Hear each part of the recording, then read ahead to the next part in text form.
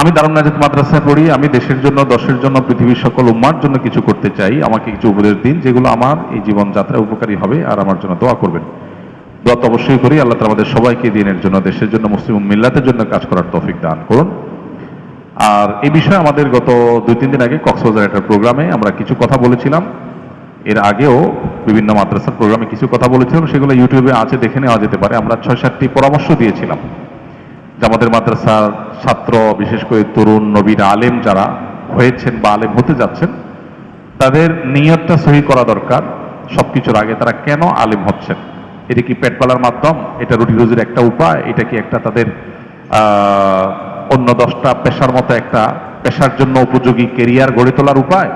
নাকি আসলে মিল্লাতের জন্য, উম্মার জন্য কিছু করার প্রেরণা থেকে তিনি এটা করছেন? নিয়তটাকে সহি করা দরকার। এর পাশাপাশি ইসলামের একাডেমিক যে জ্ঞান, কোরআন হাদিস, ইসলামের ইতিহাস, এগুলোর উপরে ফিক, উসুলে ফিক, তাফসির, উসুলে তাফসির, হাদিস, উসুলে হাদিস ইত্যাদি, এগুলোর উপরে গভীর পাণ্ডিত্য অর্জন করা দরকার। আজকাল দেখা যায় অনেক মাদ্রাসার ছাত্র, অনেক তরুণ আলেমরা কিছু হাদিস কোরআন জানছে, এমনকি অনেক জানা শিক্ষিত মানুষ কিছু জানছে, এরপরে সে নিজেকে বিশাল বড় দায়ী হিসাবে উম্মার সামনে পেশ করার চেষ্টা করে।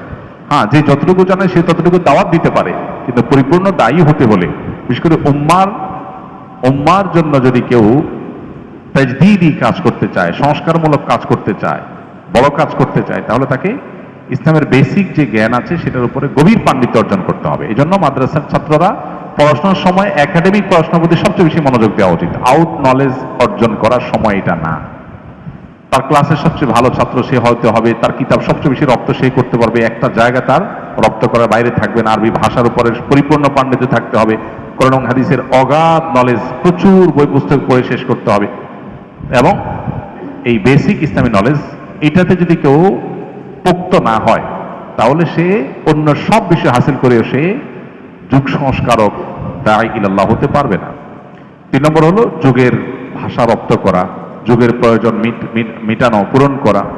এই জন্য ইংরেজি ভাষা সহ এই যুগে প্রচলিত বাদ, মতবাদ, ইজম, মডার্নিজম, সেকুলারিজম, যত ইজম মুসলমানদের ইমানি চেতনা এবং শক্তিকে ধ্বংস করে দিচ্ছে, এগুলো সম্পর্কে ব্যাপক পড়াশোনা করা, এগুলো জানা, এই চ্যালেঞ্জগুলোকে ভালো করে রপ্ত করা, যে কি কি চ্যালেঞ্জ আছে চলমান।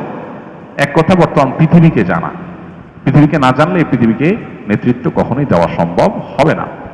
সেটার জন্য ইংরেজি ভাষা সহ এই সমকালীন মতবাদ ইত্যাদি এগুলো আমাদের শেখা প্রয়োজন। সাইকোলজি, সোশ্যালজি, অনেক কিছু আছে যেগুলো আমাদের বেসিক জিনিস জানতেই হবে, সেগুলো করতে হবে। এর পাশাপাশি যা ইলম অর্জন করবে সে অনুযায়ী আমল থাকতে হবে। আমল না থাকলে অনেক জ্ঞান অর্জন করেও দিনের কোনো ফায়দা হবে না। পাশাপাশি সিনিয়র এবং অভিজ্ঞ কোনো আলেমের সাহচর্য দরকার, তত্ত্বাবধান দরকার। এটা আজকাল উঠে গেছে, তরুণ আলেমরা নিজেদেরকে স্বয়ংসম্পূর্ণ মনে করে, কোনো সিনিয়রদের তত্ত্বাবধানের প্রয়োজন মনে করে না। অভিজ্ঞ সিনিয়র তারা গাগুতা খেয়ে যা শিখেছেন, আমি যদি নিজে নিজে করতে চাই সেটা শিখতে আমার জীবন পার হয়ে যাবে।